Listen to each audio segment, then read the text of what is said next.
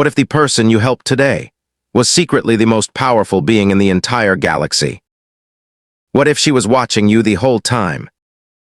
What if one small act of kindness changed everything? This is not a normal story. This is the story of a man named Ethan Cole, a simple aircraft mechanic, a nobody, a guy who fixed broken engines for a living and went home alone every night. He had no idea that one quiet Tuesday evening, a stranger would walk into his hangar. He had no idea she was not from this world. He had no idea she had been watching humanity for years, searching for someone worthy. And he had absolutely no idea that by the end of that night, his entire life would never be the same again. 3 things in this story will shock you. The identity of the stranger, the secret she was hiding, and what she did next. Let me show you exactly how this happened. The night was cold and wet. Rain hit the roof of Hangar 7 like 1,000 tiny hammers. Ethan Cole wiped his hands on a grease-stained cloth and looked at the clock on the wall. It was 11:47 p.m. Everyone else had gone home hours ago. But Ethan stayed. He always stayed. He was the kind of man who did not leave a job unfinished. Even when nobody was watching. Even when nobody cared. He was on his back underneath a beat-up cargo plane, tightening bolts that did not need tightening, making sure that whoever flew this aircraft tomorrow would land safely. That was just who Ethan was. He was 34 years old, medium height, strong hands, quiet eyes. He had worked at the Ashford Regional Airfield in northern England for 11 years. He did not talk much. He did not ask for praise. He showed up. He worked hard. He went home. His coworkers liked him but did not really know him. His boss respected him but never promoted him. His neighbors waved at him but could not remember his last name. Ethan Cole was the kind of man the world always overlooked. He had gotten used to it. He pulled himself out from under the plane, sat up, and rolled his shoulders. His back ached. His knuckles were cut and bleeding from where a bolt had slipped. He looked at his hand for a second, then wrapped a dirty cloth around it and kept moving. There was still work to do. That was when he heard the sound. It was not the rain. It was not the wind.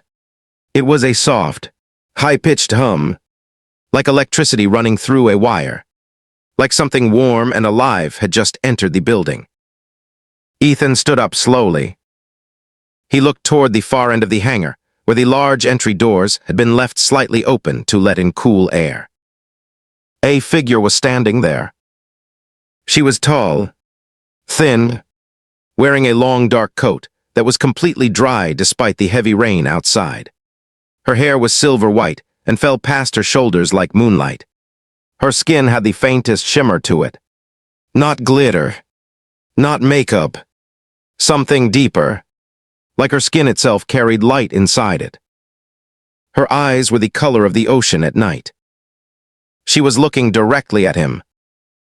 Ethan did not move for a long moment. He was not scared. That was the strange thing. He probably should have been. It was midnight. A strange woman had walked into a locked airfield in the pouring rain. But something about her presence felt completely calm, like standing next to a fire on a cold night. He cleared his throat. "Can I help you?" he said.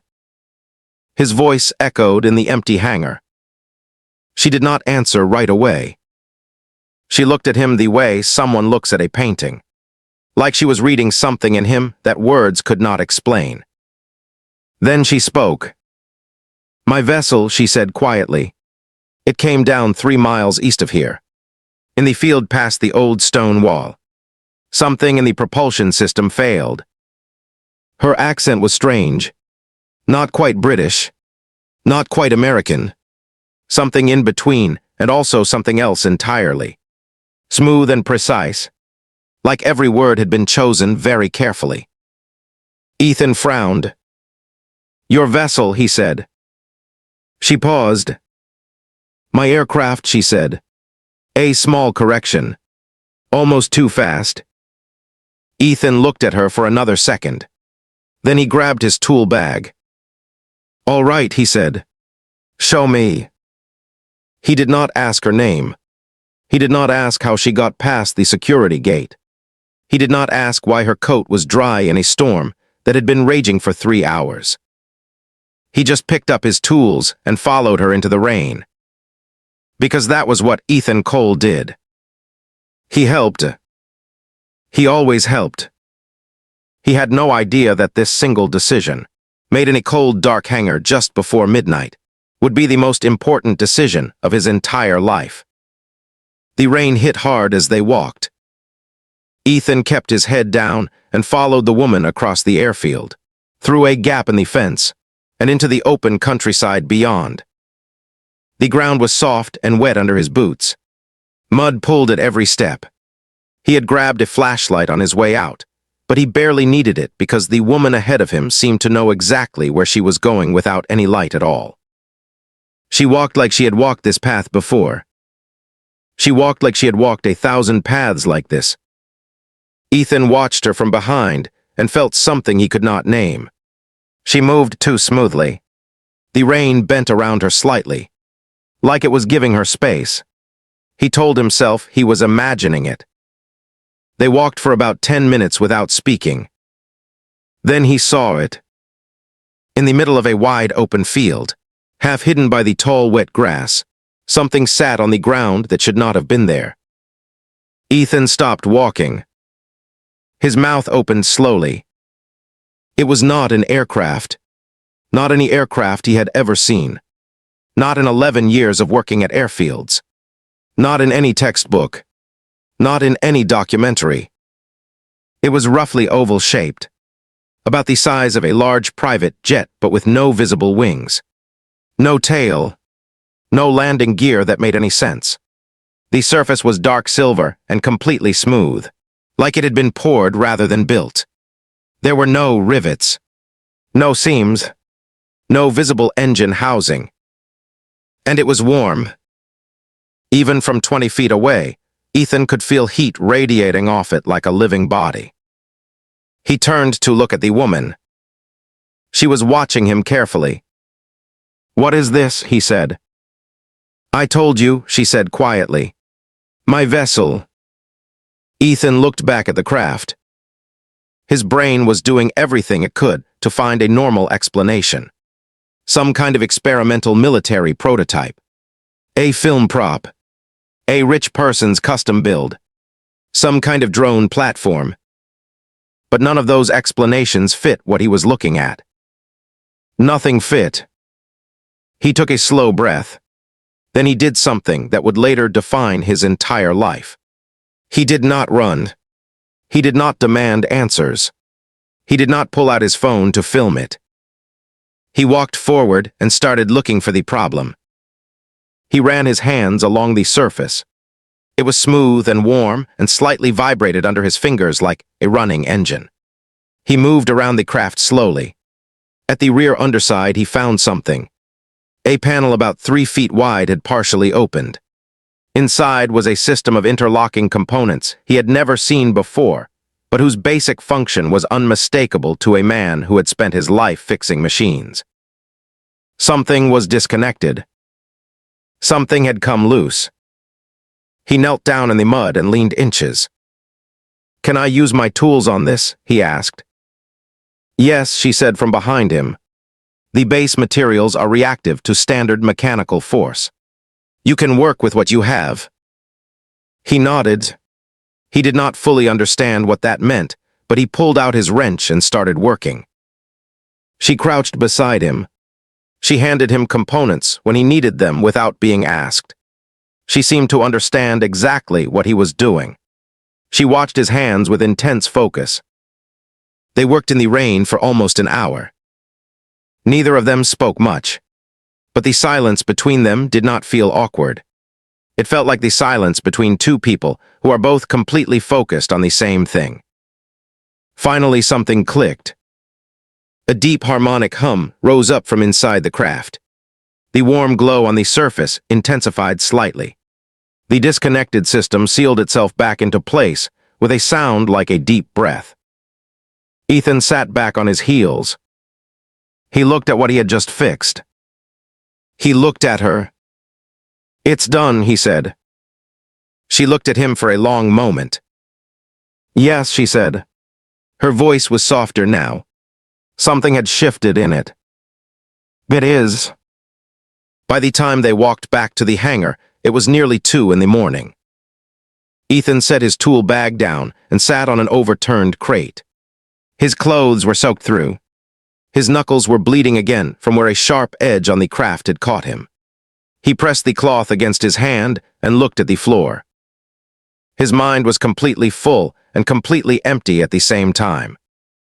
The woman stood near the hangar door. She had not said anything since they left the field.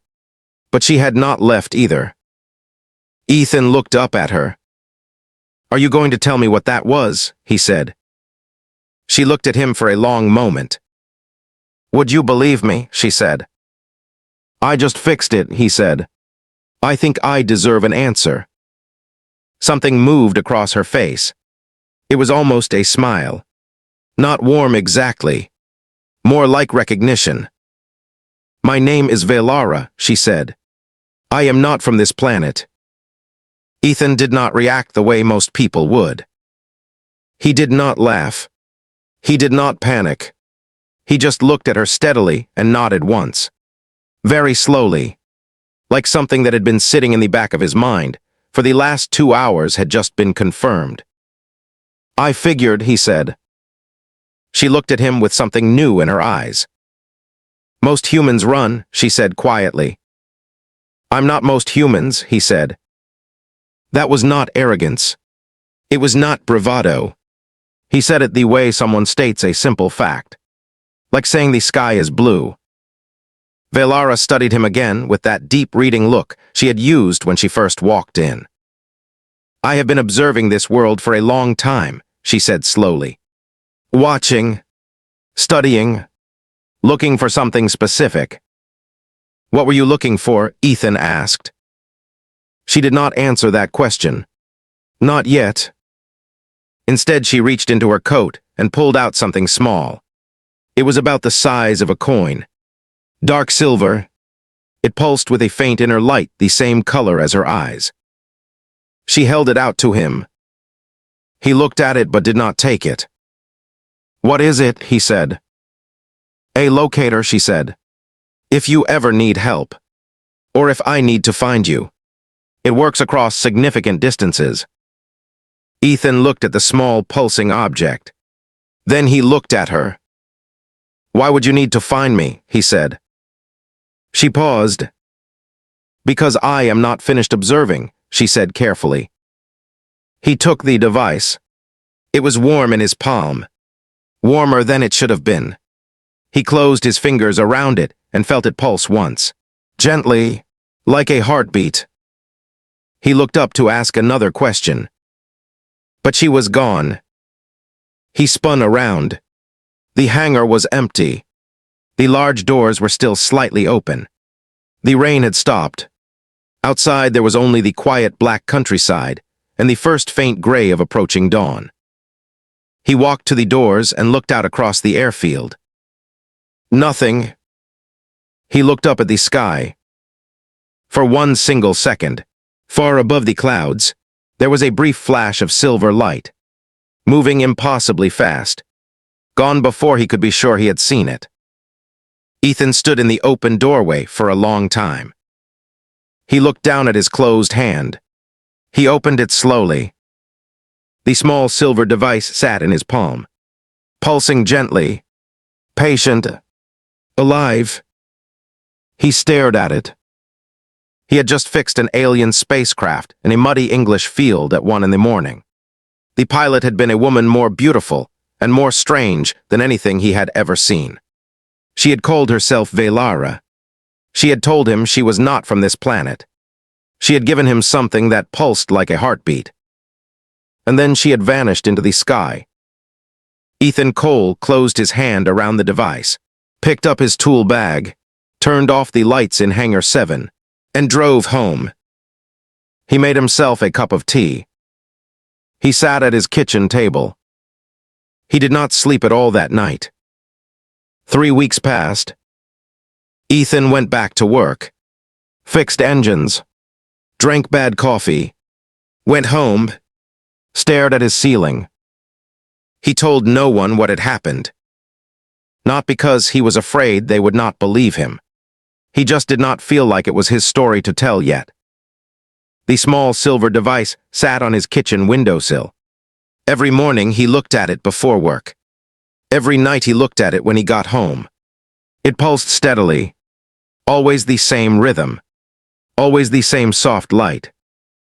He started thinking about her more than he wanted to admit. Not in a way he could explain. He thought about the way she moved. The way she looked at him. The way the rain bent around her. The way she handed him tools in the dark without being asked, like they had worked together 100 times before. He thought about what she had said. "I am not finished observing." What did that mean? On the 22nd night, the device changed. It was 10 minutes past midnight. Ethan was in bed, not sleeping. He saw the light on the windowsill shift from steady to rapid. Pulse, pulse, pulse. Fast and urgent, like something trying to get his attention. He sat up. He crossed the room and picked it up. It was hot now, not painfully, but warm the way it had been when he first held it in the hangar. Alive. Then someone knocked on his front door. Ethan walked downstairs slowly. He opened the door. Velara stood on his front step. She was wearing different clothes this time. Still elegant but different. A deep blue fitted jacket. Dark trousers. Her silver hair was pulled back from her face. Her ocean-dark eyes looked at him without any surprise, as if she had fully expected him to open the door calmly. "You came back," Ethan said. "I told you I would," she said. He stepped aside without a word. She walked inches. She stood in his small kitchen and looked around at everything. The old table. The single mug on the drying rack.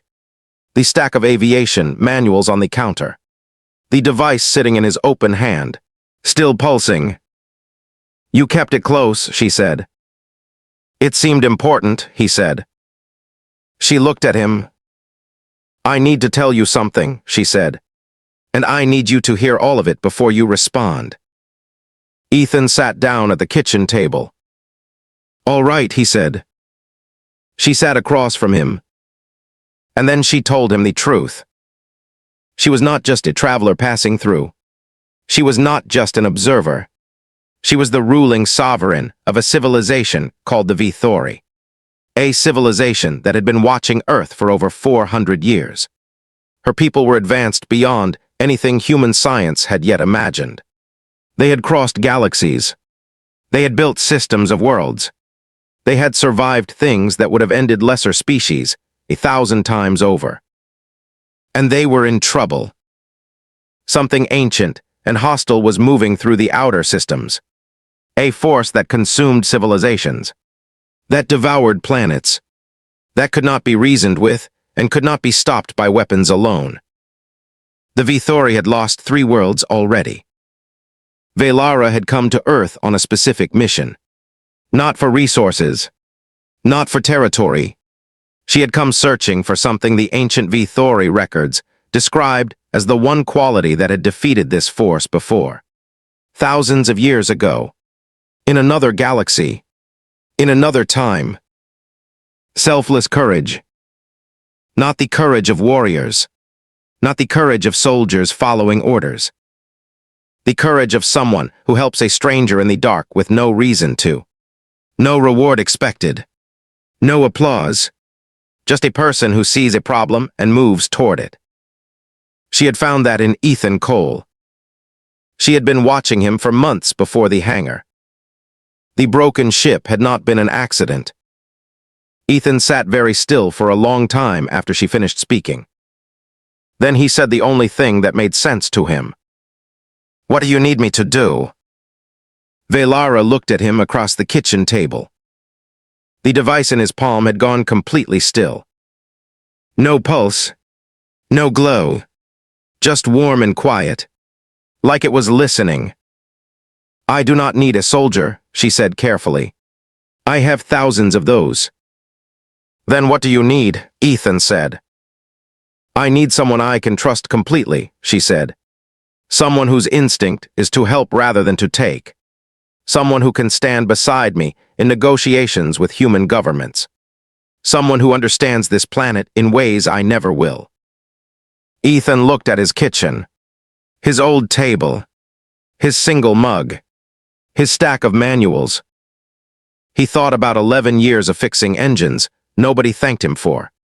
11 years of being overlooked and underpaid, and completely invisible to the world around him. He thought about the feeling in that muddy field when he looked inside the alien craft and saw a problem he could solve. He had felt more alive in that 1 hour than in the previous 11 years combined. What would this look like? He said. It would look like nothing you have ever done before, she said honestly. It would be dangerous. You would leave behind everything familiar. You would enter a world that your species has not been prepared for. She paused. But you would never be overlooked again, she said quietly. Not by my people. Not by me. Ethan was quiet for a long time. Then he looked at her directly. You said you were looking for selfless courage, he said. But you also came back here. To my house. To tell me all of this personally. She did not look away. Yes, she said. Why not send a message through the device, he said. Why come yourself? The silence that followed was the longest of the night. Velara looked at him with those deep ocean eyes. Because, she said slowly, I wanted to be the one to ask you. Something settled in the room. Ethan nodded once.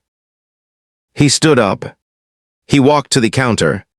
He picked up his old worn tool bag that was still sitting by the door from his last shift. He looked at it for a second. He set it back down. He turned to her. All right, he said. I'm inches. What happened next moved faster than Ethan could have predicted. Within 48 hours, Velara had made contact with senior officials in the British and American governments. She did not ask their permission. She informed them. She showed them enough of her technology to make the conversation short. She told them she was taking one human representative with her into V-Thori space. She told them she had chosen him herself. They argued. They pushed back. They demanded protocols and committees and oversight panels. Velara listened politely. Then she told them that the force moving through the outer systems would reach the edge of Earth's solar system within 6 years, and that the only reason she was offering them any warning at all was because of the man standing quietly beside her. The argument stopped very quickly after that. Ethan stood in the room full of government officials and military uniforms and did not say much. He did not need to. He just watched and listened and absorbed everything. That was what he had always been good at. On the morning of the 4th day, Velara stood with him on the same airfield where they had met. The same Hangar 7 behind them. The same northern English sky above. Her vessel was waiting in the field beyond the stone wall. She looked at him. Are you afraid? She said. Ethan thought about it honestly. A little, he said. But I was more afraid of spending another 11 years invisible.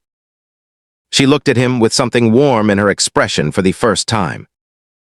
My people have a saying, she said. The one who helps without being asked is the one worth following. Ethan smiled slightly. I thought you were the queen, he said. I thought people followed you. They do, she said. And for the first time, she smiled back at him fully. But I choose who walks beside me. They walked together across the wet grass toward the waiting ship. The morning sky was pale and wide above them. The world behind Ethan grew smaller with every step, and the universe ahead of them grew larger. Here is the part nobody saw coming.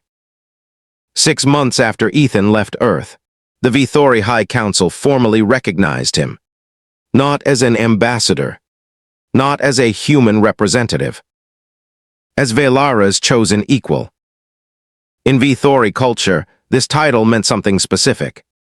It meant she had found someone she trusted with her life, someone whose judgment she valued above all others.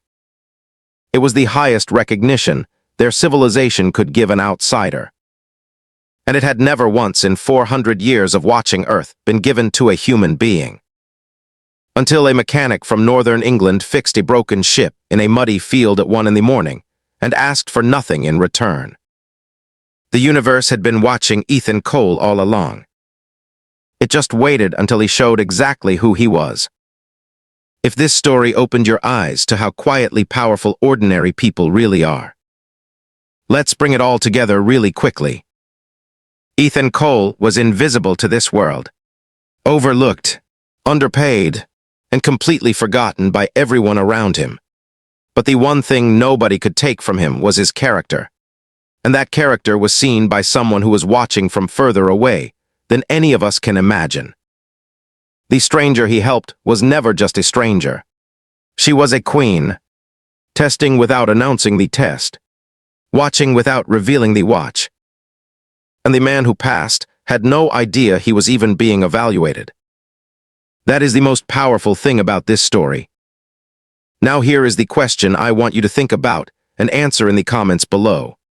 If an alien civilization had been watching you for the past year, what would they see?